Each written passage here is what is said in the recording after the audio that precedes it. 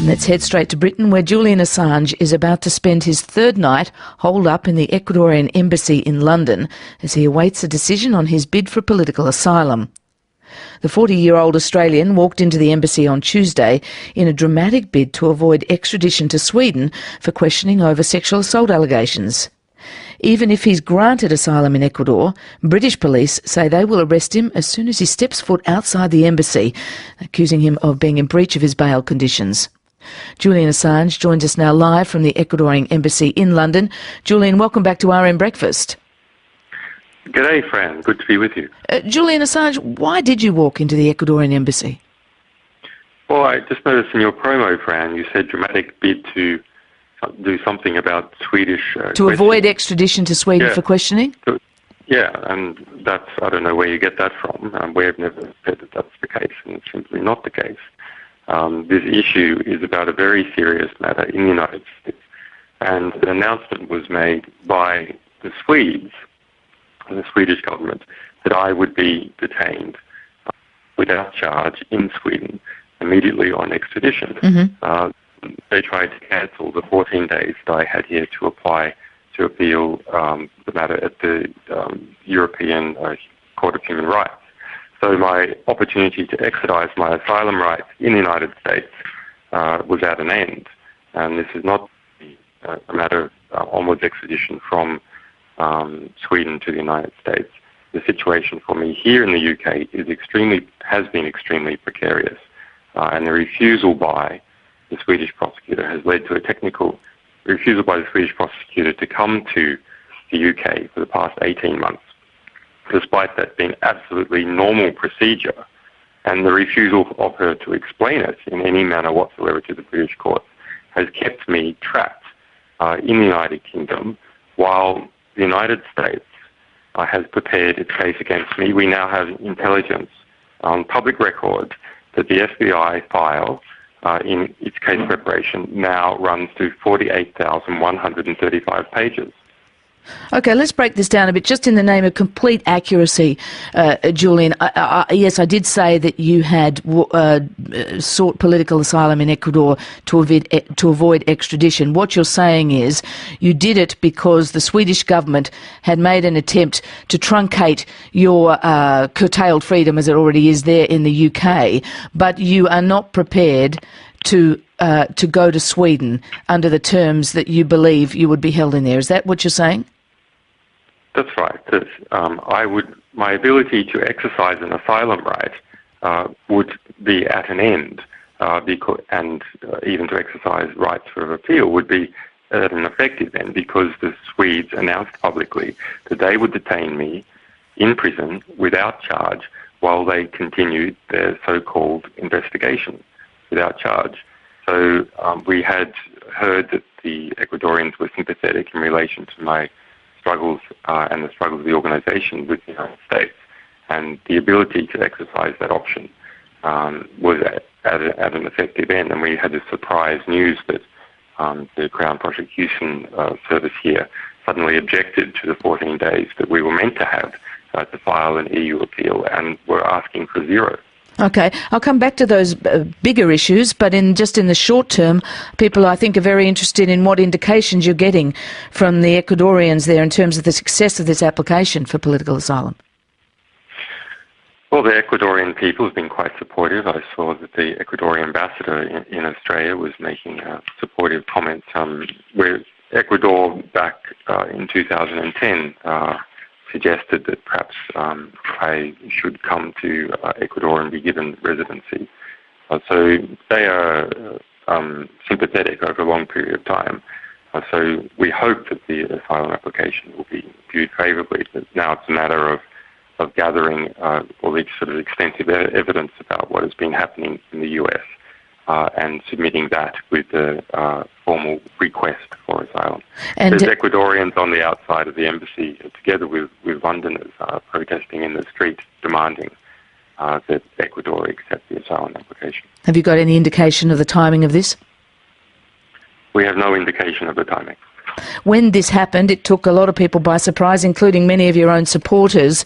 And for some people, I think it made you look more guilty. It made you look like you're on the run, desperate to avoid facing questions about those sexual assault allegations. Well, this Swedish prosecutor, if her intent is really to proceed with the technical requirements of this case, she is perfectly entitled to come to the embassy. The Ecuadorians have said that she can come to the embassy. She can pick up the telephone like she could have picked up the telephone for the past 18 months, if that's really what she is interested in. And did you have legal advice suggesting you seek asylum in another country, including Ecuador? I spoke to several lawyers about the situation in relation to authorities and other supporters. Because of the sort of the legal requirements they're under within the United Kingdom for their own protection, I was not able to speak to them beforehand. So your position is that you don't believe that the evidence suggests the Swedes are really interested in having you there for questioning, because they could come to Britain and question you, and that's been your position all along. So you're more concerned, as you say, with what's happening in the US. What makes you so worried about the Americans? Because repeatedly the Americans are saying they are not interested in extraditing you. Well, they're not. They're being very, very careful with their words, Fran. They now have a 48,135-page FBI file. There's official statements made in court in the prosecution of Bradley Manning. The next statement, which is on Monday, saying that the founders and managers of Wikileaks are among the subjects of the grand jury proceedings, which have now been going since 2010. Their careful statements reflect that the Department of Justice is not able to formally confirm or deny the existence of the grand jury. It's a policy with all grand juries. But there are subpoenas everywhere. There are witnesses who have come out on public record about how they've been dragged into the grand jury. We have received subpoenas. The subpoenas mention my names. In the past month, 2 people have been detained at the US airport by US officials, interrogated by the FBI, asked questions about me and my organisation, asked to become informers. One of those has gone on the public record. He's a prominent free speech activist from France, Jeremy Zimmerman, and the other, Smari McCarthy, who worked with me in Iceland. So this is a hot, ongoing, active investigation, and as of 2 weeks ago. It's 6:15 on Breakfast. Our guest this morning is Julian Assange. He's currently inside the Ecuadorian Embassy in London, where he arrived 3 days ago now, seeking political asylum. In terms of the public record, the Australian government says they've received no indication that the US would seek your extradition from Sweden if you were to go there. Can I just play you? We spoke to the Attorney General, Nicola Roxon, about this yesterday. Let's have a listen. We have. I've made clear that I've made representations. And not the answer just to was? Let me tell your listeners who those have been made to, because it's not just the Ambassador, the Minister for Homeland Security, the Deputy Attorney General in the US. We have, from all of those conversations, no indication that they are about to take any action. And we have also said that we don't believe, now having taken advice from the Federal Police, that we have any evidence of Mr Assange having committed any offence that would breach an Australian law. So that's the Attorney General, Nicola Roxon, speaking to us yesterday. No indication the Americans are about to take legal action. That doesn't reassure you? And is that what the Australian government is telling you? They are taking legal action. But they are taking legal action. There have been 9 prosecutors working this case. The evidence is everywhere. They've been issuing subpoenas to our ISPs, to the people I've been meeting, etc. It's a matter of public record. They are taking legal action. They've taken action against Twitter. We have been fighting a legal case in the public record in relation to the Twitter subpoenas for over a year now. Talking about taking legal action. Involves the ACLU, etc., etc. So they're playing word games here. The games that they're playing is that the grand jury needs to conclude. On the conclusion of the grand jury process, and the grand jury is a device, a judicial device, if you like. It's not seen to be part of the executive. And so they can say that they are not about to extradite because the grand jury has not yet concluded. On the conclusion of the grand jury, the Department of Justice will take the indictments of the grand jury and pursue the matter. But they're certainly expending a vast amount of resources. I mean, just today it was discovered that a contract put out by the Department of Justice for $1 to $2 million to maintain the Wikileaks computer system that the Department of Justice is running. $1 to $2 million contracted to Mantec as a matter of public record, just discovered today. So you're clearly agitated, understandably, if you believe that the US is preparing this extradition treaty for you. Therefore, your future is very much up in the air. You're waiting to hear whether the Ecuadorian government will give you protection. Do you feel cornered? Because the British police are saying that if you set foot outside that embassy, you will be arrested. Well, I think an important question is, why aren't I in the Australian embassy? That's the real question. Why didn't you seek protection in the Australian embassy? Because Nicola Roxon, after very reasonable requests made by my lawyer Jennifer Robinson to her in a half-an-hour meeting, and following reasonable requests by one of the most celebrated human rights lawyers who represents me here in the UK, Gareth Pearce, asking them to ask for very simple conditions of the Swedes and the United States, such as that if I was imprisoned in the United States and I could serve my sentence in Australia, refused any of those requests, refused to consult in any extradition to the United States, refused to be involved in any of those discussions, refused to ask that the Swedes come and solve this matter by simply speaking to me in the UK, etc. So this is an effective declaration of abandonment. There is not a single matter of concern under which the Australian government, as represented by the Attorney General, would ask other governments to be reasonable or just in this case. I put that to the Attorney General yesterday. Do you want to hear her? Let's hear her response. Yeah. I totally reject that he has been abandoned by the government. We've offered support to him through consular services. We've made representations to the British government, to the Swedish government, to the US government. That's what the Attorney General said yesterday and the government has also said that you have received as much or more consular support as anybody else has in matters like this. Well, there is no matter like this at all. Everyone knows that. But, maybe that's up until this recent case in Libya, maybe that's true even. The Australian government simply does not support its people. There's a journalist, Austin McCall, who's trapped in Egypt, and he also has exactly the same complaints that I have. These are empty words. When you hear this word consular assistance, I haven't met with anyone from the Australian High Commission since December 2010. What are they talking about? So you've had no consular contact with the Australian High Commission since 2010? They send SMS messages. Does Mr Assange have any concerns? But we know what this is for. This is so they can just tick off a box. And yes, we formally put our concerns to the Attorney General, and the response was dismissal in every single area. And have you formally put to the Australian government, asked them to seek reassurances from the US about any plans to extradite you, and what those answers are?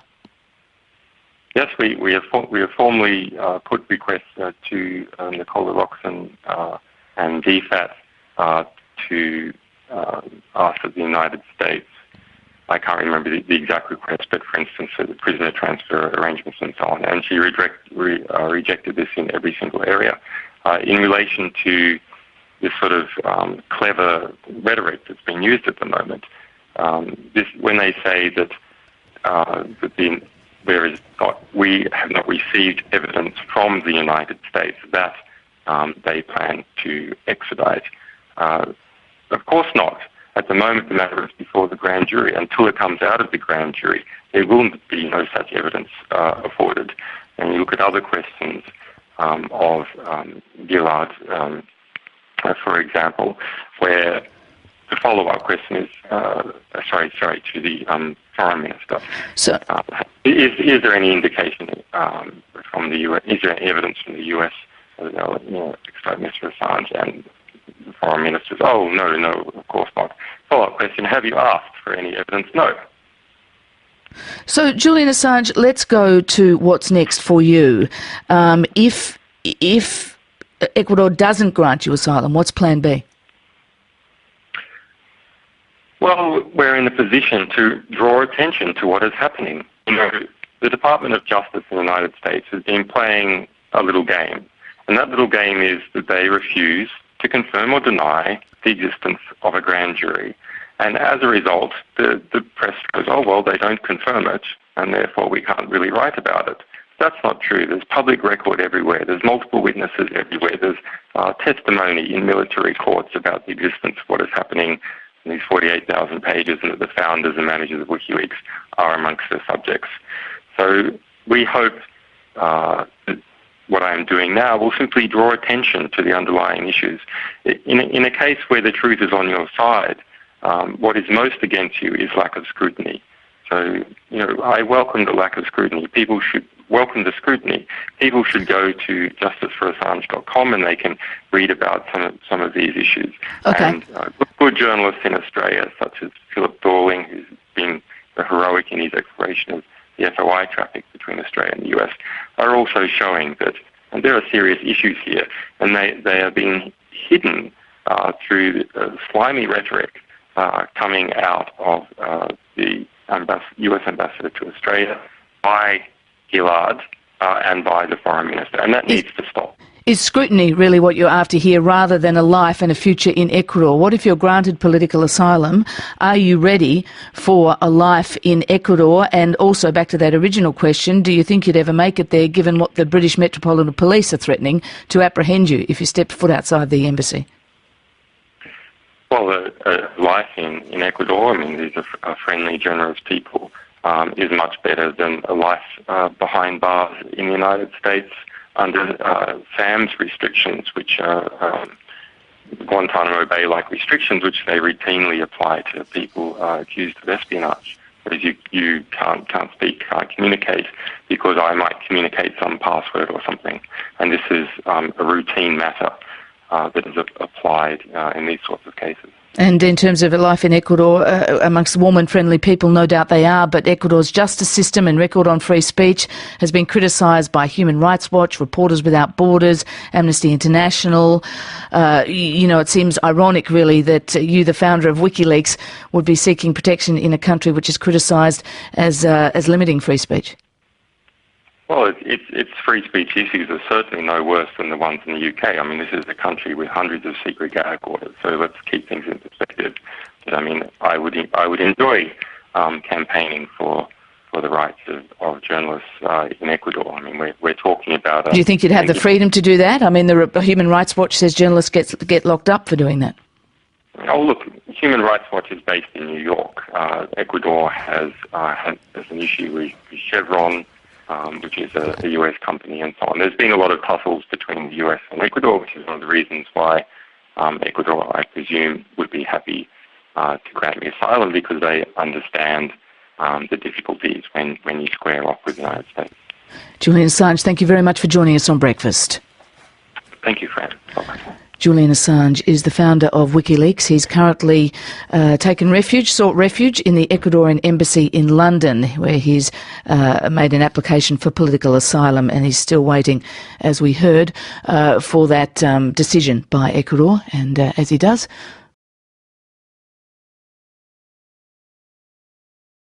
Even to exercise rights for appeal would be at an effective end, because the Swedes announced publicly that they would detain me in prison without charge while they continued their so-called investigation without charge.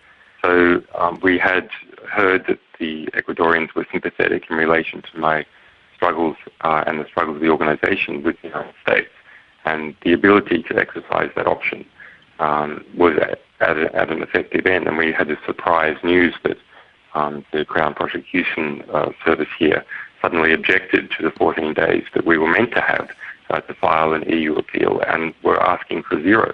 Okay, I'll come back to those... It was at an end, and this is not a matter of onwards extradition from Sweden to the United States. The situation for me here in the UK has been extremely precarious, and the refusal by the Swedish prosecutor has led to a technical refusal by the Swedish prosecutor to come to the UK for the past 18 months, despite that being absolutely normal procedure And the refusal of her to explain it in any manner whatsoever to the British courts has kept me trapped in the United Kingdom while the United States has prepared its case against me. We now have intelligence on public record that the FBI file in its... And let's head straight to Britain, where Julian Assange is about to spend his third night holed up in the Ecuadorian Embassy in London as he awaits a decision on his bid for political asylum. The 40-year-old Australian walked into the embassy on Tuesday in a dramatic bid to avoid extradition to Sweden for questioning over sexual assault allegations. Even if he's granted asylum in Ecuador, British police say they will arrest him as soon as he steps foot outside the embassy, accusing him of being in breach of his bail conditions. Julian Assange joins us now live from the Ecuadorian Embassy in London. Julian, welcome back to RM Breakfast. G'day, Fran. Good to be with you. Julian Assange, why did you walk into the Ecuadorian Embassy?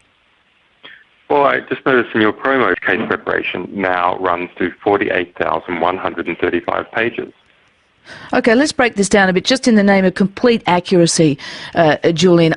Yes, I did say that you had sought political asylum in Ecuador to avoid extradition. What you're saying is you did it because the Swedish government had made an attempt to truncate your curtailed freedom, as it already is there in the UK, but you are not prepared to go to Sweden under the terms that you believe you would be held in there. Is that what you're saying? That's right. My ability to exercise an asylum right would be at an end. And Fran, you said dramatic bid to do something about Swedish... to avoid extradition to Sweden for questioning? Yeah, and that's, I don't know where you get that from. We've never said that that's the case, and it's simply not the case. This issue is about a very serious matter in the United States. And an announcement was made by the Swedes, the Swedish government, that I would be detained without charge in Sweden immediately on extradition. Mm-hmm. They tried to cancel the 14 days that I had here to apply to appeal the matter at the European Court of Human Rights. So my opportunity to exercise my asylum rights in the United States